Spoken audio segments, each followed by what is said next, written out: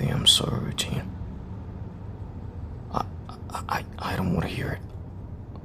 I don't want to hear your voice. I don't want to hear your sniffle. And I definitely don't want to hear whatever pathetic excuse you're about to give for how you acted back there.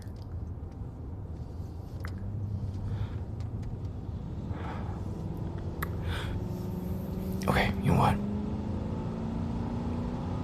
Look at me. Look at how quiet it is. My parents' house is 5 miles behind us, and I can still feel the weight of my father's stare. Do you have any idea how much I had to vouch for you? I told him you were different. I told him you were sophisticated, right?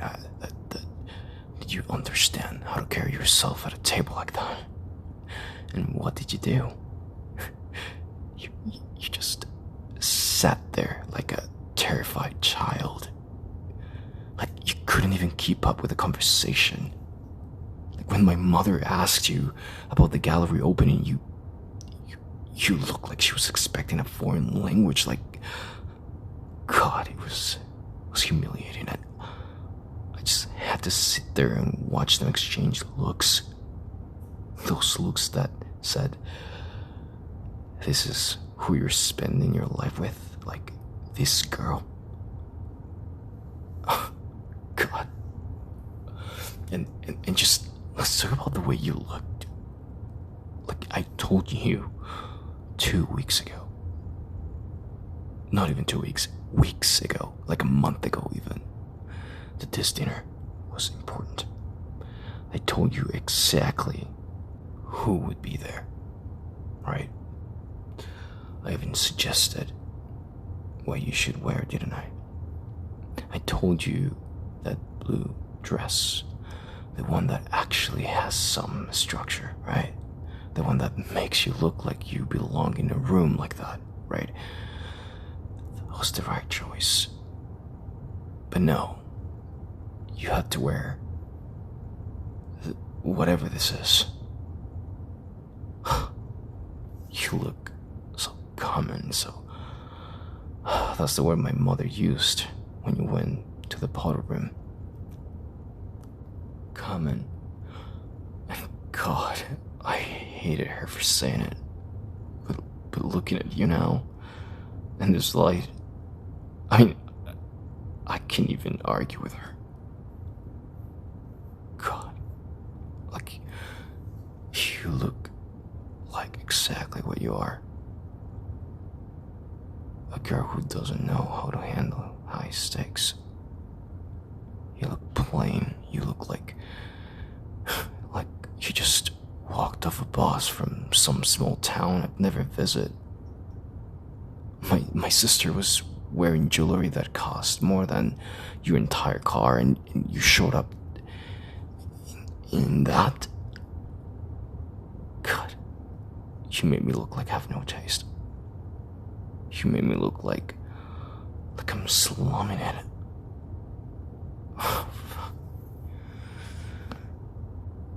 It's not about the clothes. Don't give me that idealistic crap in my world, okay?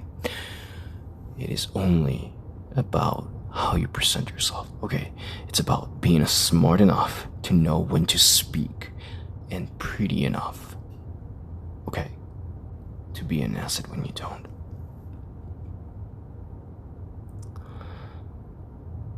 Tonight you were neither. You were just a weight around my neck. That's all you were. Like, I saw you looking at the dessert fork like it was some type of puzzle. I saw you flinch when the maid moved behind you. Like, do you have any idea how embarrassing that is for me? To have a partner who looks like she's never seen a formal setting in her life. My parents aren't mean, okay? They aren't mean, they're observant. They see exactly what you are. They see the lack of polish, they see the fact that you aren't, well, that you aren't one of us. Oh, damn it. I wanted them to love you, you know? I wanted to prove that, I don't know, just to prove them wrong, that I've been fighting with my father for 6 months about you. Do you know that? Like, he told me I was wasting my time, alright? He told me that girls like you are fine for a distraction, but they aren't meant for the long haul. And I defended you. I told him he was being an illicit prick. I told him that he didn't know your heart. But tonight,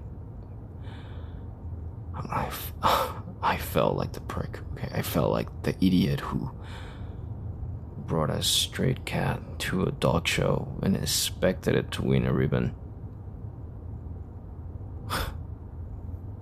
God. Can you stop crying? Seriously? It just makes me look weaker. So you're thinking, why is he being so mean, right? You're thinking that I'm supposed to love you regardless of what my parents think? Well, wake up. Alright, this is the real world, and I have a legacy, I have a name to uphold, and I can't be with someone who makes me feel like I have to apologize for her every time I walk into a room. Okay, I can't be with someone that makes me feel like I'm settling. When my father asked you what your long-term goals were, and you said you just wanted to be happy and have a family. God, I thought I was gonna throw up. Honestly, that's what you say when you have nothing else to offer. That's what people with no ambition say. And obviously he looked at me and didn't even have to say a word. His face said it all. She's a nice girl, Andrew, yeah, but she's not a partner for a man like you. And for the first time, I think is right. Get out. No, I'm not joking. Get out of the car. I can't sit in this small space with you right now. I don't know, every time I look at you, I just see my mother's disappointment's face.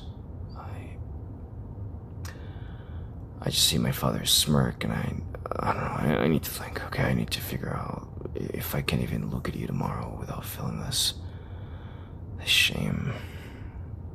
Alright, here's some money. Take a cab or walk, or I don't know, just get out. Alright, so don't call me. Don't text me. I'll contact you when I've decided if this is even worth fixing.